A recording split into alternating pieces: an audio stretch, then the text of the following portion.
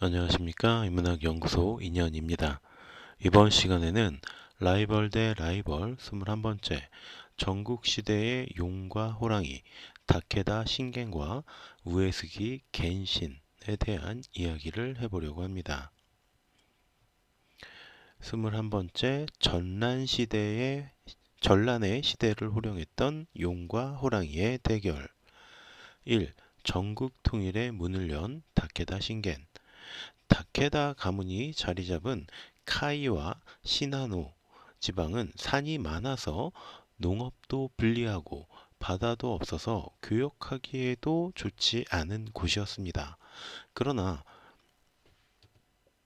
좋은 말이 나는 곳이라 군말을 비축하기에 좋았기 때문에 기마부대를 양성하기에는 좋은 곳이었죠. 1521년 12월 1일에 태어난 다케다 신게는 이 지역을 바탕으로 일어섰기에 카이의 호랑이라는 별명을 갖게 됩니다. 신게는 훗날 불교에 입문하면서 받은 법명이었다고 합니다. 자, 그래서 카이 지방의 다이묘 가문이었던 다케다 가문에서 태어난 신게는 아버지 다케다 노부토라와 가독 자리를 놓고 경쟁을 벌이게 됩니다. 가독이라는 건 이 집안의 대를 이어나갈 맏아들의 신분을 얘기하는 거예요. 그래서 우리 정서에서는 조금 이해하기 어렵겠지만 이 집안의 어떤 대들보가 누가 되느냐 뭐 이런 역할. 그래서 이게 아버지와 아들 사이의 경쟁이 되기도 했다라는 겁니다.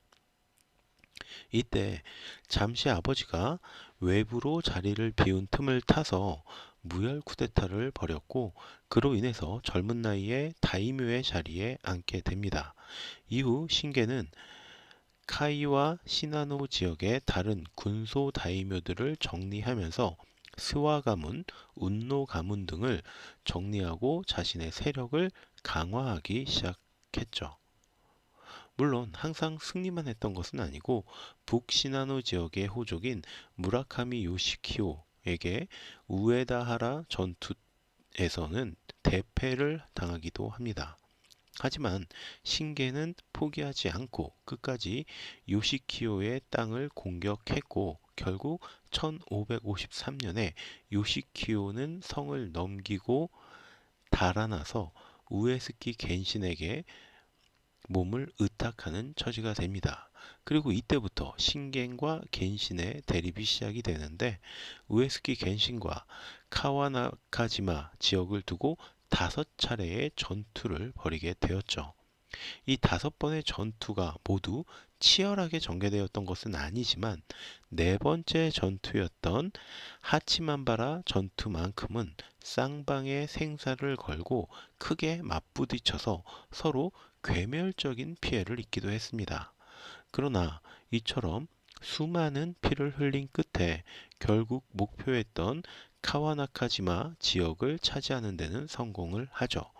그러나 여전히 시나노 북쪽 지역의 일부는 우에스기에게 빼앗지 못해서 분쟁 지역으로 남겨두게 되었습니다.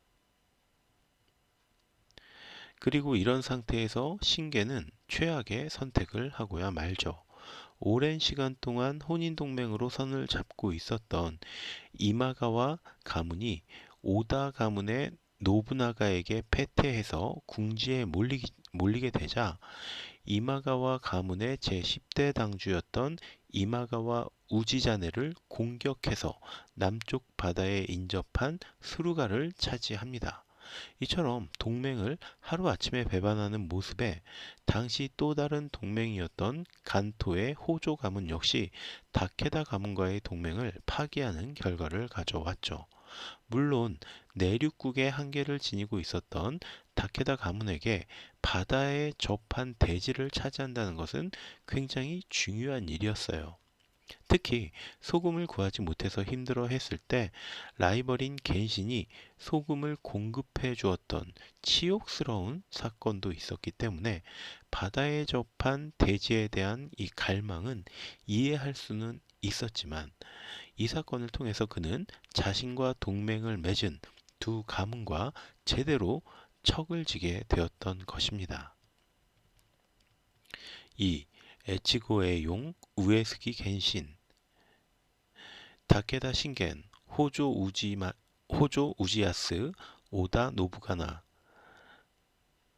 이 쟁쟁한 센코쿠 수장들과 전쟁을 벌여서 승리를 이룩한 겐신은 그야말로 전국 시대를 대표하는 무인이라고 할 수가 있습니다.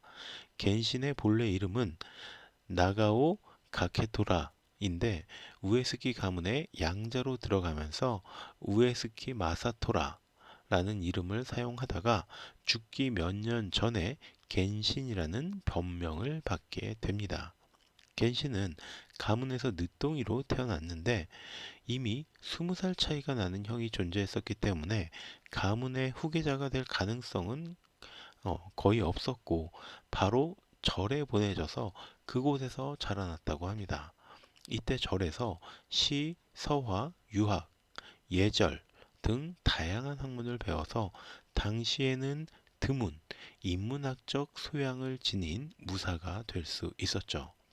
그렇게 절에서 살아가던 겐신에게 기회가 온 것은 바로 나가오 가문이 위기에 빠지면서부터였습니다.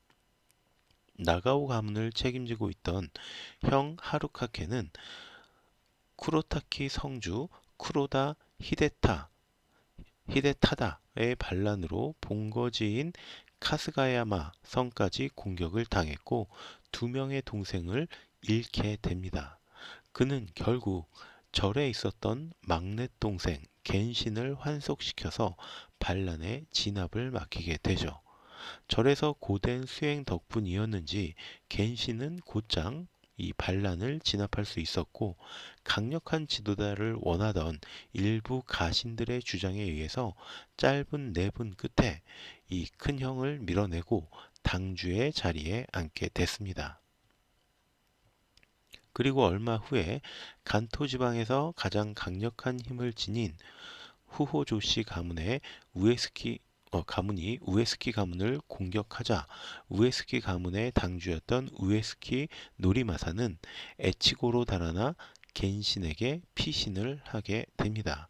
이때 노리마사의 아들이 호조 우지야스에게 살해가 되었는데 노리마사는 겐신에게 복수를 부탁했고 겐신은 간토, 시나노, 고즈케 지역의 호족들을 규합해서 10만여 대군을 이끌고 호조가를 공격합니다. 그러나 호조가는 오다와라 성에서 농성을 시작했고요. 호조가와 동맹관계였던 다케다 가문이 호조가를 도와서 공격해 오면서 공성전을 포기하고 철수하게 되었습니다. 그리고 이 사건으로 인해서 우에스키 가문의 양자로 입적이 되면서 우에스키 마사토라는 이름을 사용하게 되었죠. 그리고 이후 본격적으로 신겐과 대립 관계가 시작이 되는데 다케다가 시나노 지방을 정복하는 과정에서 마지막까지 저항을 했던 무라카미 요시키오를 1553년 마침내 몰아내고 그 땅을 차지하면서부터 이 갈등이 심화가 됩니다. 이 사건으로 두 가문의 영토가 맞닿게 된 데다가 패배한 무라카미가 의를 중시한다는 겐신에게 의탁을 해서 다케다의 토벌을 의뢰했고요. 신게는 이 의뢰를 받아들이면서 시나노를 공격합니다. 이것이 앞서 이야기했던 5차례나 벌어진 카와나카지마 전투였습니다. 이후에도 간토의 호조, 다케다 지방과는 계속 적대 관계를 유지했으면서도 호조 우지야스의 아들을 양자로 받아들이고 총애했고요. 호조 가문의 주도로 다케다 가문의 소금 등을 팔지 않는 무역 제재에도 동참하지 않고 판매했기 때문에 적이지만 증오하지는 않는 그런 모습을 보여주기도 합니다. 3. 두 사람의 꿈을 막은 오다와 도쿠가와 가문. 신게는 바다와 접한 지역마저 삼키며 약점을 보완했고 힘을 축적하기 시작합니다. 아까 얘기했던 것처럼 결혼 동맹으로 맺어져 있던 가문을 배신하고 그 가문이 가지고 있었던 바다와 인접한 지역을 차지했잖아요. 그러면서 이제 본격적으로 힘을 축적하기 시작한 거죠. 그리고 모든 지방 영주들의 꿈인 교토를 차지하기 위해 출정을 시작합니다. 그러나 그 길에는 신겐보다 훨씬 강력한 세력을 구축한 오다 노부나가와 도쿠가와 이에야스 동맹이 있었습니다. 그러나 단련된 병력을 지닌 신겐이 크게 꿀리지는 않았는데 문제는 오다 가문과 다케다 가문은 우호적인 관계였고 결혼 동맹도 예정이 돼 있는 상태였다라는 점입니다. 이미 이마가와 가문의 뒤통수를 쳤던 경력이 있는 신게는 오다 가문 대신 도쿠가와 가문의 영지를 침략합니다. 그러나 사실 당시 도쿠가와 가문은 오다 가문의 가신격이었기 때문에 오다 가문을 공격한 것과 실질적으로 큰 차이가 없었습니다. 아사쿠라 등 다른 주변 세력에 주력이 다 발이 묶여 있었던 오다 가문은 제대로 도쿠가와 가문을 지원할 수가 없었고 이 상태에서 다케다 신겐의 공격을 받게 된 거죠.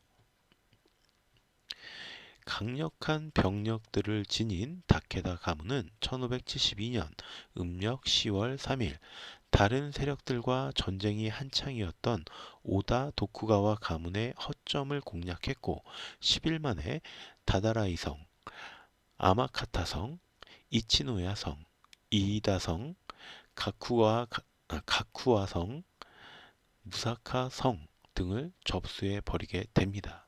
신게는 당연히 도쿠가와 이에야스가 항복할 것이다 라고 믿었지만 이에야스는 끝까지 저항을 했고 다시 신겐 휘하의 장수 야마가타 마사카케가 카키모토성 이다이라 성을 접수하고 신겐의 본대와 합류를 합니다. 아키야마 노부토모군은 음력 11월까지 히가시 미노의 요충지인 이와무라 성을 함락시키는 데도 성공을 하죠. 1572년 음력 12월 19일엔 도쿠가와군 영지인 도토미의 요충지 후타마타 성을 함락시켰고요. 1572년 음력 12월 22일에는 도쿠가와는 11,000명의 병사를 이끌고 출전해서 미카다카하라 전투가 시작이 됩니다. 물론 도쿠가와 가문은 그야말로 참패를 당하게 되는데 다케다군이 약 200명 정도의 사상자를 낸 데에 비해서 도쿠가와군은 2,000명의 사상자를 내고 오다 측 그러니까 오다 가문의 지원군은 사령관까지 사망을 하게 됩니다. 그러니까 이 다케다 가문하고 싸우면서 도쿠가와 가문하고 오다 가문이 어느 정도 힘을 합치기까지 했는데 졌다라는 거죠. 그러나 도쿠가와 이에야스 군을 격파하고 얼마 지나지 않아서 신겐은 병으로 쓰러지게 됩니다. 결국 신겐의 꿈까지 물거품이 되게 되었죠. 그러니까 이 도쿠가와 이에야스나 오다 가문 이 두 가문이 이 신겐을 막지는 못했어요. 그런데 신겐은 스스로 병에 걸리는 바람에 자신의 꿈을 포기하게 된 거죠. 이때 겐신 역시 오다 노부나가와 전쟁을 시작합니다. 노부나가가 무로마치 막부의 마지막 쇼군 아시카가 요시아키를 쫓아내자 간토 평정에만 주력하던 우에스기도 결국 노부가와의 토벌을 결심하게 된 겁니다. 이때 우에스키 가문과 오다 가문 중간에 끼어 있던 노토 반도를 지배하는 하타케야마 가문은 오다 가문의 편을 들어서 나나노 성에서 농성을 벌이게 됐지만 당주였던 하타케야마 하루오마루가 역병으로 사망하면서 손쉽게 우에스키 가문이 이곳을 점령하게 됩니다. 오다 오다 노부나가도 이곳에서 자신의 휘하에서 제일 명장이라고 불리던 시바타 카츠이에와 하시바 히데요시를 주축으로 7만의 대군을 보냈는데 가는 도중에 이미 나나노 성이 함락당했다라는 이야기를 들은 히데요시는 전투 이전에 독단적으로 자신의 군대를 퇴각시킵니다. 그러자 카츠이에는 홀로 싸우다가 또 결국 퇴각을 하게 되죠. 그러나 일본에서도 물살이 세기로 유명한 테도리가와의 물살이 불어나면서 퇴각하는 카치이에의 군대를 괴롭히게 됐고 겐시는 테도리가와로 퇴로를 막고 공격을 합니다. 이로 인해서 병사들 상당수가 빠져 죽거나 혹은 우에스키 군에게 참사를 당하게 되었죠. 그러나 이렇게 승기를 잡은 겐시는 바로 교토로 향하지 않고 본거지였던 에치고로 귀환을 합니다. 당시 에치고는 워낙에 눈이 많이 내리는 곳이라 병력의 수급이 쉽지 않아서 어, 봄을 기약하기로 한 것이죠. 그러나 어이없게도 겨울이 끝나 눈이 녹기 전에 겐시는 화장실에서 뇌출혈로 사망합니다. 카이의 호랑이 다케다 신겐도, 에치고의 용 우에스키 겐신도 각자 교토 점령을 눈앞에 둔 상태에서 결국 병으로 사망을 한 거죠. 그러니까 당시 이 교토를 사수하고 있었던 오다 노부나가나 도쿠가와 이에야스 모두 그야말로 어, 실력보다는 천운이 따라서 이곳을 점령하고 있었다라고 볼 수가 있습니다. 결국 전국시대에 가장 뛰어난 능력을 보이면서 서로 갈등을 겪었던 신겐과 겐시는 서로에 의해서도 아니고 또 다른 거물이었던 노부나가 혹은 이에야스에 대해서도 아니고 병 때문에 급사하면서 자신들의 꿈을 눈앞에서 놓치게 되었던 것입니다. 이를 꾸미는 것은 사람이지만 성사시키는 것은 하늘이다. 모사는 제인이고 성사는 제천이다 라는 말이 생각나는 이 일본 전국시대의 두 라이벌에 관한 이야기였습니다. 그럼 오늘 이야기는 여기서 마치도록 하고요. 저는 다음 시간에 또 다른 컨텐츠로 돌아오도록 하겠습니다.